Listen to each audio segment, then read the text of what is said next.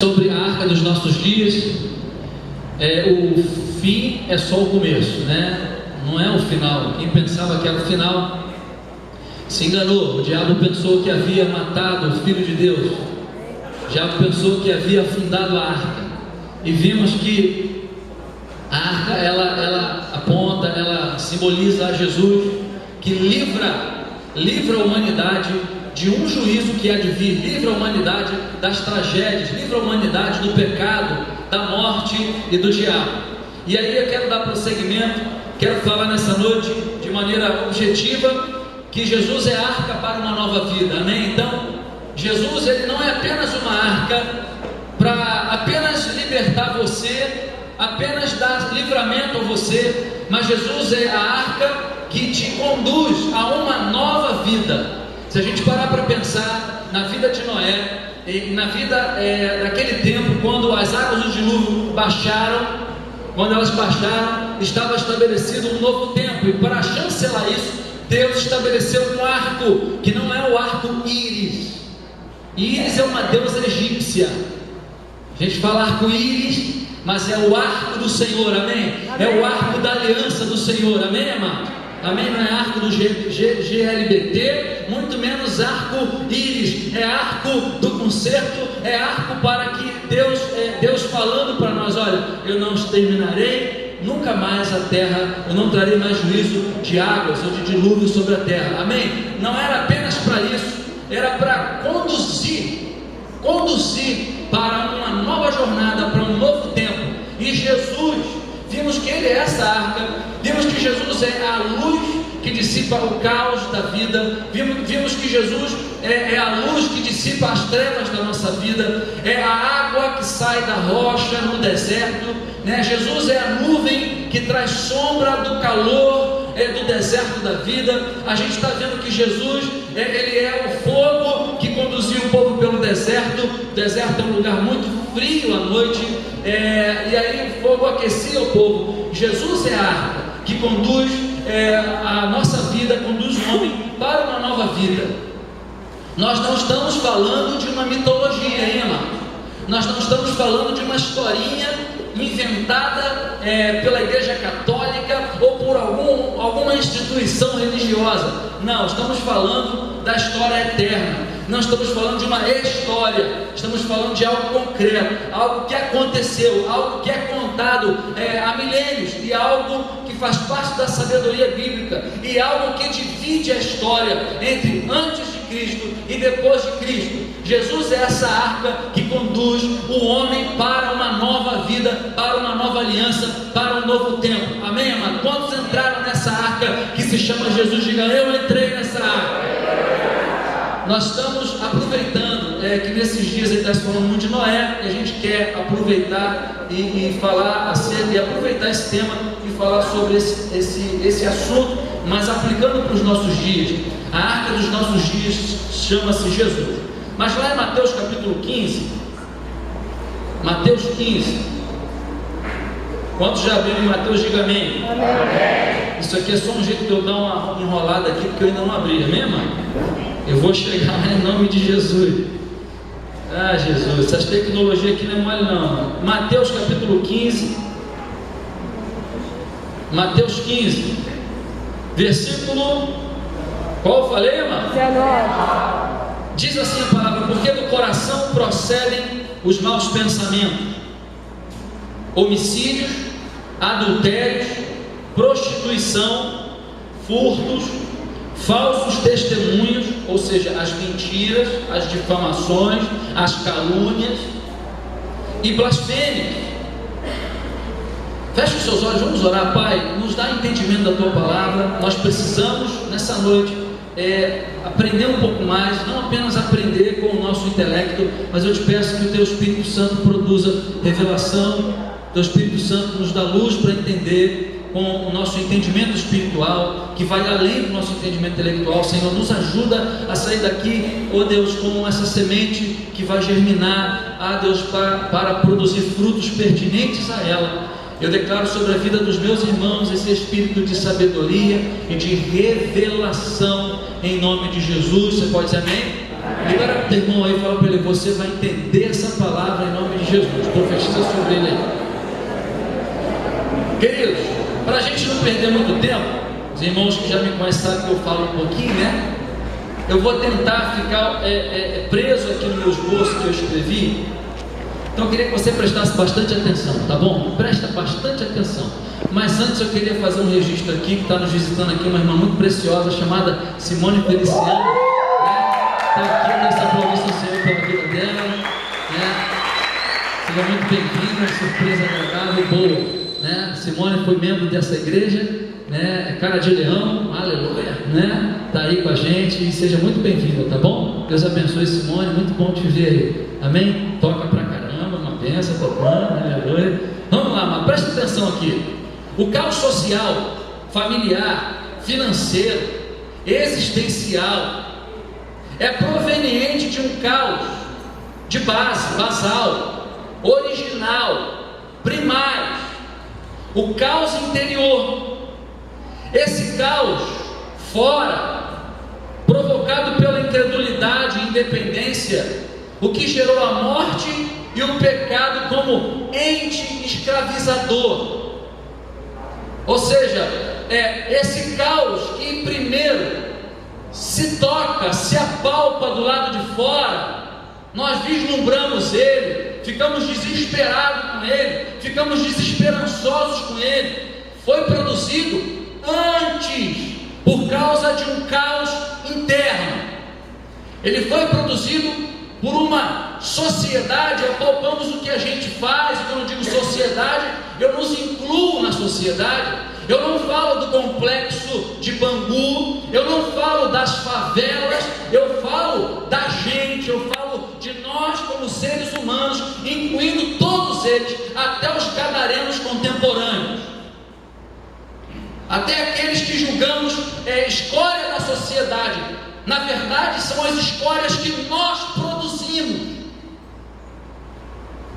Nós produzimos. Esse caos estabelecido, e que olhamos com os nossos olhos, com as nossas mãos apalpamos, sentimos o cheiro. No dia que eu fui na Polinter, eu quase vomitei. Tamanho fedor.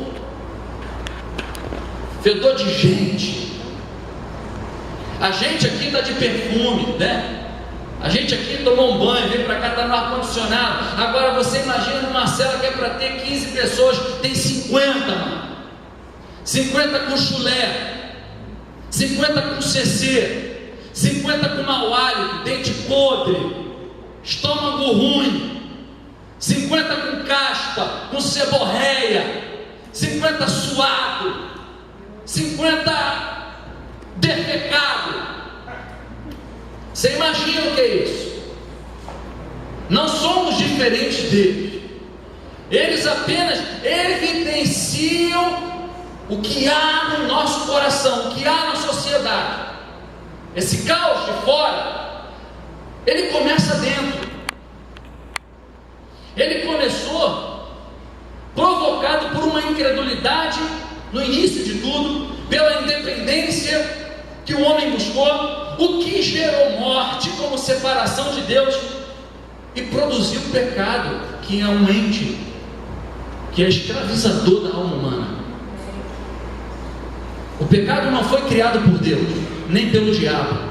O criado é uma produção da incredulidade e da independência. Criou um ente, criou algo como se tivesse uma personalidade, como que um vírus, uma bactéria que entrou na estrutura humana. Todos estão entendendo? Diga amém. Amém. Se vai mal o teu coração, também irá mal o seu corpo. Se vai mal o nosso coração, o nosso interior, também irá o nosso exterior. Porque o nosso mal exterior começa com o nosso mal do interior. Não existe mal do lado de fora sem antes existir do lado de dentro. É impossível isso existir. Na verdade, a vida é toda conectada. A vida, ela é o que chamamos de holística. A vida, ela não é repartida do tipo, vida profissional vai bem, mas minha vida familiar vai mal. Minha vida secular vai bem, mas minha vida na igreja, ou seja, a vida eclesiástica, vai mal. Meu casamento vai bem, obrigado pastor, mas meus amigos estão me traindo, eu não estou bem com os meus amigos. A vida ela não é repartida, a vida não é igual uma torta, um bolo, uma pizza fatiada, a vida é uma só. Não existe vida religiosa e vida não religiosa, não existe vida cristã e vida secular. Ah pastor, no meu trabalho é minha vida secular, eu não misturo as coisas da minha religião. Não existe isso, isso é um pensamento grego, essa mania de separar, dividir as coisas. Ao homem é espírito, alma e corpo. Ao meu interior está bem, mas o meu corpo vai mal. É impossível o espírito estar bem e o corpo está mal, porque quando o espírito está mal, o corpo também vai mal, porque o homem é um ser só. Porque o pecado entrou, esse ente escravizador entrou em mim e em você. Apenas você foi um pouco mais educado do que Fernandinho Beiramar. Apenas você talvez não seja alguém psicótico, e graças a Deus por isso, porque quem é não escolheu ser, nasceu com um problema.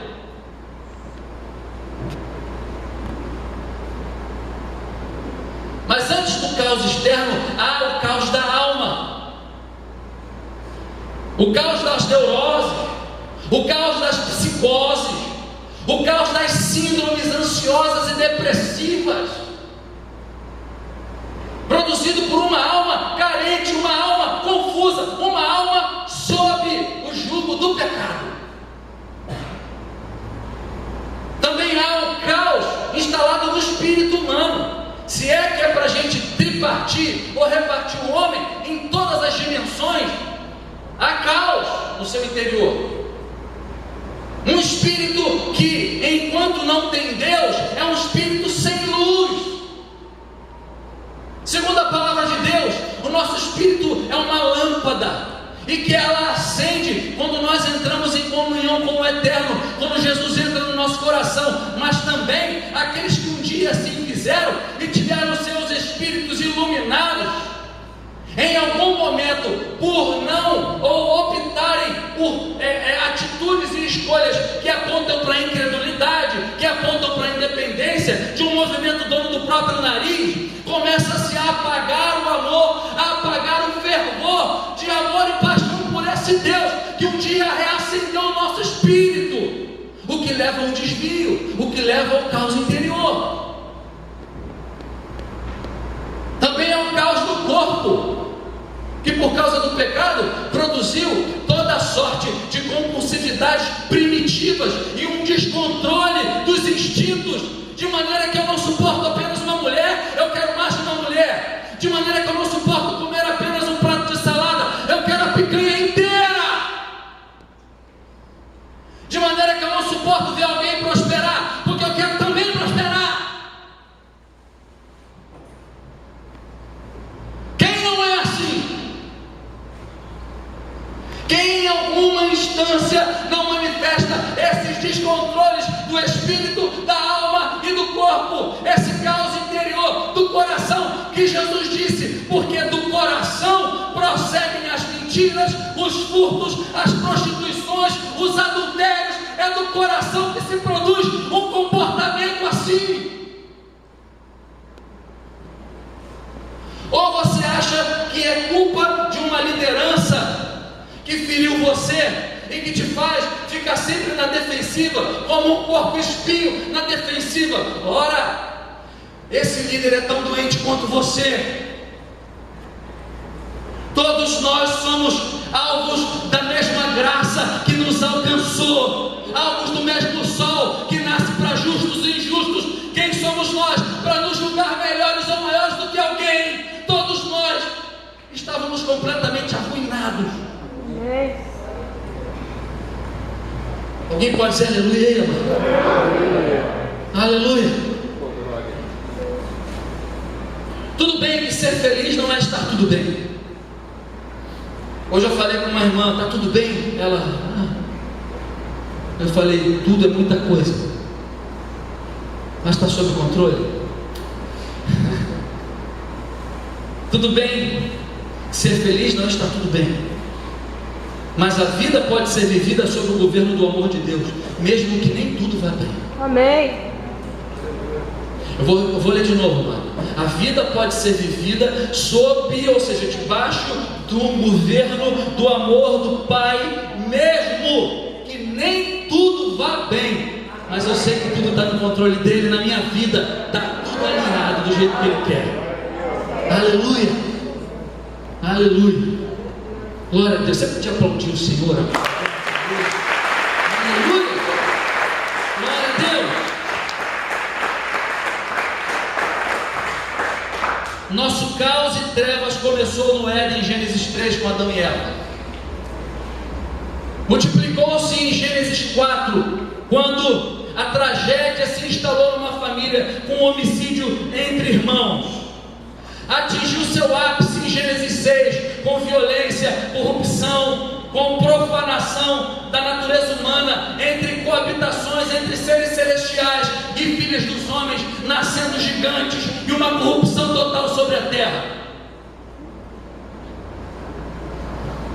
Continua em Gênesis 11, na formação e na construção de uma torre, que é sinal e movimento de rebelião contra Deus. Atingiu novo ápice em Gênesis 13, corrupção e lascívia descontrolados em Sodoma, e um juízo sobre ela mais uma vez, sobre a terra e sobre os homens mais uma vez, em Gênesis 18, com a destruição de Sodoma e Gomorra, porque o pecado já Deus não aturava mais. O pecado que estava instalado no coração se avolumou e se multiplicou do lado de fora na sociedade, de maneira que nem Deus, que é amor, suportou. Assim vai se repetir na história humana, porque carrega o caos dentro de si. Pergunta, irmão, você tem caos dentro de você? Vê o que ele responde, vamos ver se ele aprendeu agora na lição. Olha para ele, você pode falar, você tem caos dentro de você. Em alguma esfera, pastor, eu sou filho de Deus, aleluia, sim. Você pode ter seu espírito vivificado, iluminado, comungando com o Espírito Santo, unido com o Espírito Santo, mas possui uma alma em transformação. E nesse processo de transformação da sua alma, ainda de vez em quando, o velho homem sai da sepultura e dá um grito, ai! De vez em quando a sua mãozinha é colocada para fora assim do caixão assim. E tem uns que não vem a mão, vem tudo. Revive o velho homem. Sabe aquele velho homem no trânsito?